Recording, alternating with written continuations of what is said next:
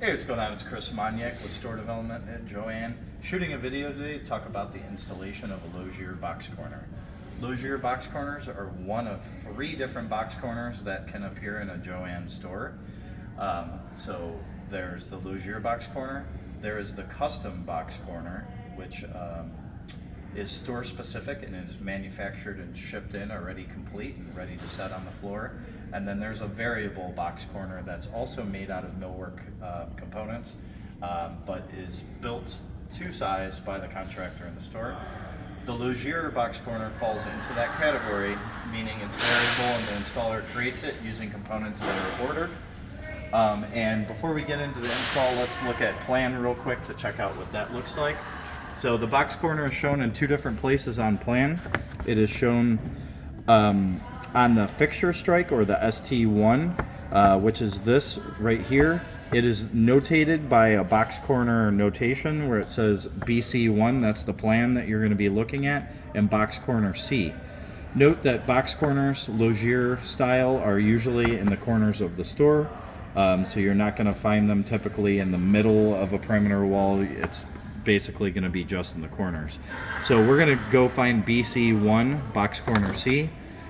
So here's our box corner plan. So you can see BC1, and then we're looking at box corner B, and you can see here's our Lozier box corner. You can see that it's giving you dims. That's what the our purchasing department utilizes in order to buy these components.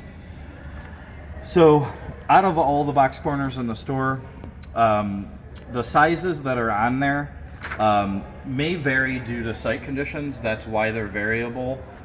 So let's talk a little bit about install, and then I'll kind of connect in the sizes that are shown on plan.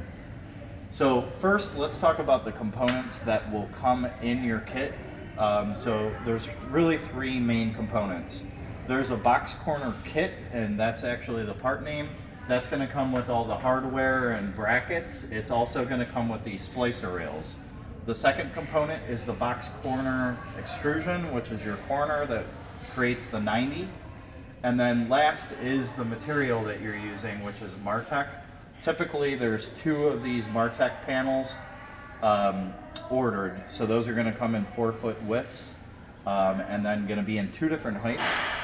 So what you're going to end up having, and it's really dependent on the gondola that's in your store. So right here we're looking at a 102-inch height gondola, which is really typical to one of our new stores. In some older stores that we may be remodeling, you may see a 120 or different heights. But for the most part, what you're going to have is a 66-inch height piece of pegboard, in which you're going to be able to cut down to make this piece and this piece. As you can see right here, this piece is a little over a foot, this piece is a little over a foot. So you're going to get that out of one 4-foot wide by 66-inch piece of Martech. And then the top piece here, in this example, is going to be 36 inches. So you're probably thinking, hey, why in my 102-inch gondola that takes a 66-inch piece of peg and then a 30 on top, would I be using a 66 and a 36? The reason is we don't actually follow the manufacturer's assembly directions.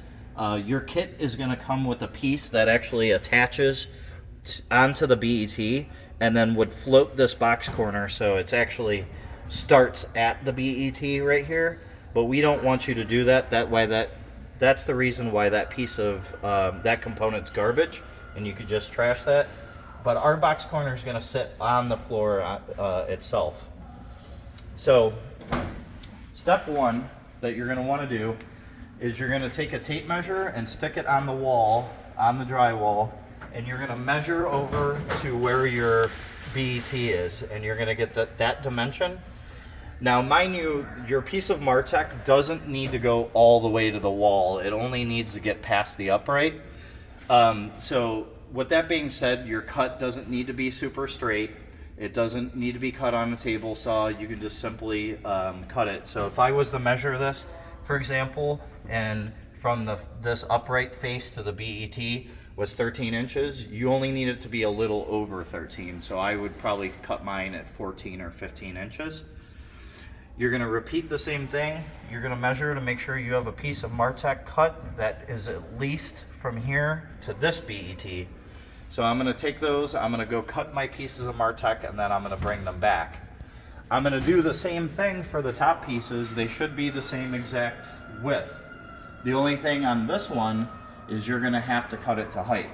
Now, I was generally speaking saying that this piece was gonna be 36 inches, but depending on how you level your gondola, which could be anywhere in this example from 101 3/4 to 102 3/4, you're gonna have to measure this height to know where to cut it.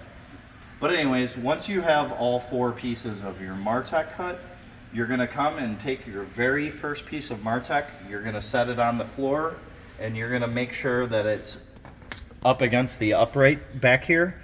And then the important thing is, before inserting these brackets, so you can't see it right now, but inside of the upright, these actually hook into the lances of the uprights just like a rail would.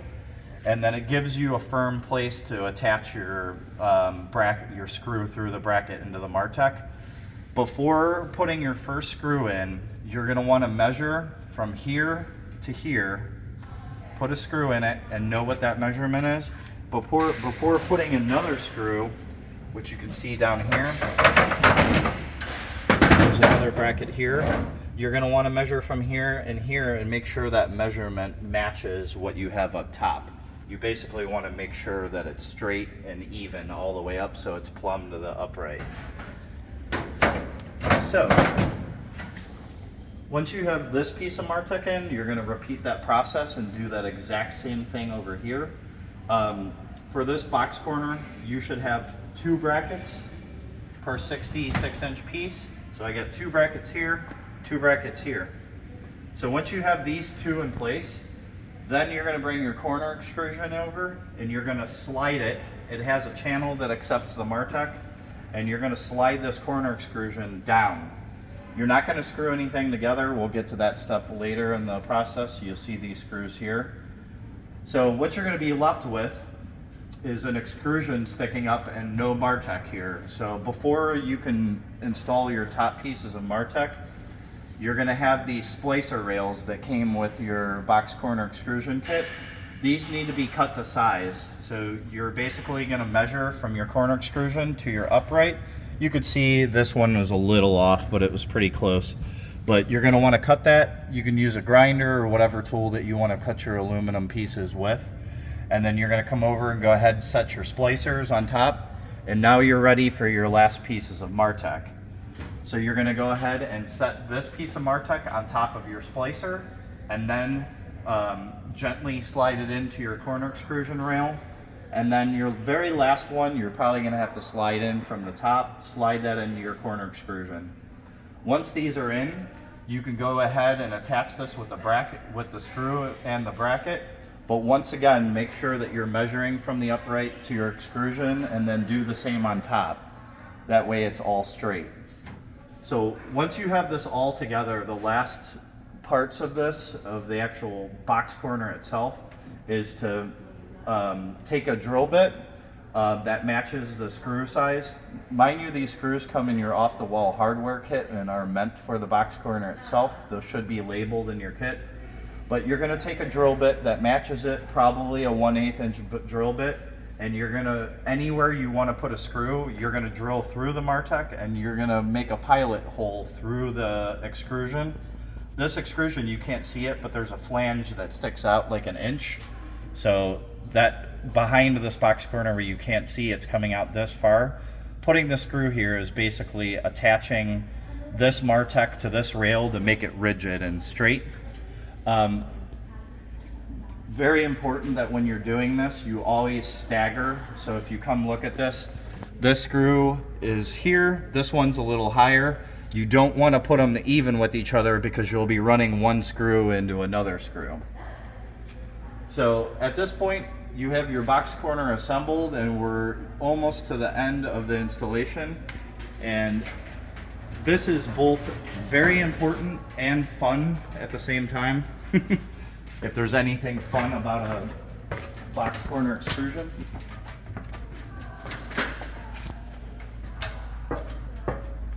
So what you need to do last is you need to put a top on here. What we don't want is for merchandise to fall in here. The other thing that we don't want to do is have an employee ever get up on top of here or a contractor trying to work on something overhead and step on here and then fall in and cause an injury. So what we always do is put a top. So the way that you do that is you cut 2 2x4s the length of your box corner. So you're going to measure from here to here. It doesn't need to be perfect. This is just a piece of furring to put your top onto. So say this was 12 inches. I measure this way and this is 12 inches. I'm going to cut those 2x4s. And then I'm going to come in and I'm going to actually hold my 2x4 from on the inside of the corner. And down here, I'm going to run some screws through the Martech into the furring in order to make a platform in order for this piece of melamine to sit on. I'm going to repeat that on this side. If need be, you can take 2x4s and also screw them to the wall into the studs, and you're basically just framing out something to hold your top. Then you're going to cut your top itself. Mind you, these should always be recessed, so you should never be able to see one of these tops from the sales floor. So this is purely just operational, so nothing could fall in. It's not supposed to look nice. And then last but not least, once you cut your piece of melamine board, you're gonna either take a trim nailer or just screws, it really doesn't matter, and fasten this down through the melamine board into the furring so it can't be removed.